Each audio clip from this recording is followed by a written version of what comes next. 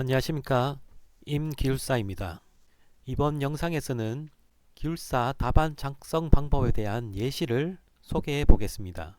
그 주제로 130회 2교시에 출제된 전압강화 문제를 가지고 그 작성 방법에 대한 예시를 설명해 보겠습니다.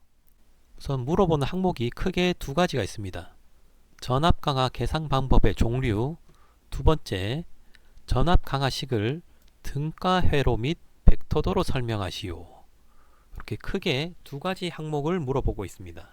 제가 답안을 작성할 때 가장 중요하게 생각하는 부분이 있는데, 그 내용은 우선 첫 번째로 묻는 항목을 최대한 답하는 겁니다. 이 전압강화 문제에서는 전압강화 계산 방법의 종류를 물어보고 있고, 그리고 두 번째로 등가회로 및 벡터도를 물어보고 있습니다. 그러므로 이 두 가지 사항을 최대한 상세하게 답변하는 방법이 가장 좋다고 생각합니다. 그리고 이 문제에서는 전압 강화에 관련된 KC 사항이 있으니까 이 사항을 추가적으로 적어주면 좋은 답안이 될 수 있다고 생각합니다. 그래서 이 두 가지 항목으로 답안을 작성한다고 했을 때 우선 처음에 계산 방법의 종류, 요 내용을 한 페이지 정도 적어주고, 등가회로 및 벡터도에 관련된 내용을 한 페이지에서 두 페이지 정도 적어주게 됩니다. 그러면 보통 2교시 문제를 3페이지 정도로 작성할 수가 있습니다. 이 내용을 제가 실제 시험에서 작성했던 내용을 복기한 내용을 한번 보겠습니다. 130회 시험 때 작성했던 내용을 한번 살펴보면, 첫 번째로 전압강화 계산법의 종류를 약 한 페이지 정도 조금 모자라게 적어주려고 했습니다. 그리고 두 번째로 등가회로 그리고 벡터도를 이용해서 온법 전압 강화식을 설명했습니다. 또한 옥내 배선 전압 강화식을 추가적으로 더 기입을 해줬습니다. 그리고 앞서 얘기 드린 것처럼 KC에 있는 전압 강화 기준을 네 번째 항목으로 가지고 와서 이 내용을 기입해 줬습니다.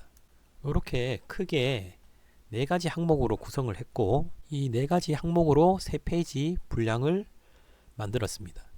상세 내용을 한번 보시면 계산법의 종류 같은 경우에는 제가 미처 준비를 못했던 항목이고, 그리고 서브노트에도 제가 전압강화 계산법의 종류라는 항목이 없습니다. 하지만 온법, 임피던스법에 해당되는 전압강화 공식, 그리고 전압강화율, 이 공식들은 매우 빈번하게 사용되는 항목이므로 이 항목을 이렇게 한 페이지 가량 적어주는 게 어렵진 않았습니다. 그리고 이 세 번째는 암페어 미터법인데 제가 그 내용이 생각나지 않아서 그때 암페어 미터법이 이런 식으로 전압 강화를 계산한 방법이 있었다, 그리고 뭐 테이블을 이용했다 라는 내용을 강의에서 들었던 게 기억이 나서 그 내용을 간략하게 적어줬습니다. 이렇게 해서 문제에서 물어본 전압 강화 계산법의 종류를 한 페이지 조금 못 미치게 적어줬습니다. 그리고 두 번째로 등가회로와 벡터도를 이용해서 전압 강화식을 또 설명해 줬습니다. 그리고 옥내 배선 전압 강화식도 추가적으로 적어줬습니다.